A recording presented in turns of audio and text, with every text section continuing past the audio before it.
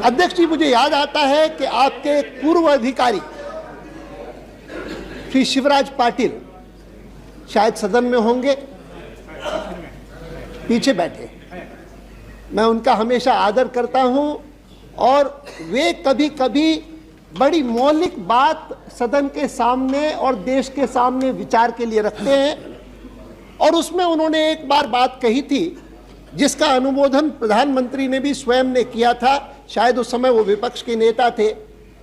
जिस समय उन्होंने कहा कि दुनिया के संविधानों में अलग अलग व्यवस्थाएं हैं और उनमें से एक व्यवस्था है जर्मनी में, और वो जर्मन की व्यवस्था जो है वो इस कारण से बहुत अच्छी है कि कभी भी अस्थिरता पैदा नहीं होगी। मेरे पास जर्मन संविधान का उदाहरण मैं वो लाया हूं। यह है Basu's select constitutions of the world, उसकी अनुच्छेद 67 आर्टिकल 67। ये महत्व की बात है और यह बात शिवराज जी ने कही है, इसीलिए मैं जिक्र करता हूं।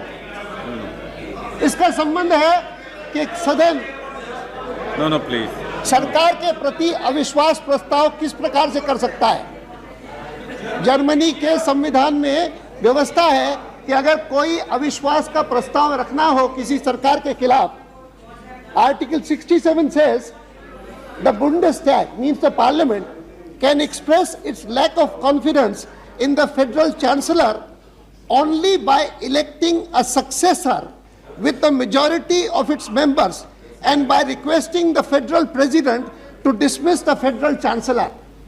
नई सरकार चुनने से पहले उसको किस सरकार को बनाना चाहते हैं इसके लिए प्रस्ताव लाना पड़ता है और उसके आधार पर राष्ट्रपति से अनुरोध करना पड़ता है कि वर्तमान सरकार को हटा दो।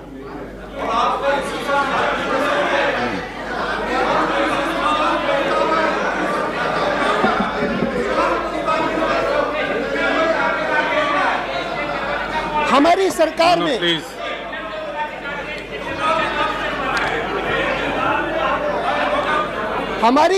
में हमारे संविधान में ऐसी कोई व्यवस्था नहीं है और इसीलिए सामान्यतः व्यवस्था इतनी है कि यहाँ पर अगर आपको सरकार पसंद नहीं है, सरकार को हटाना चाहते हैं, या हटाना तो छोड़िए, हम लोग विपक्ष में तब रहे हैं, वाजपेयी जी, मैं, बहुत सारे लोग जो आज विपक्ष में हैं, सीपीआई सीपीएम के,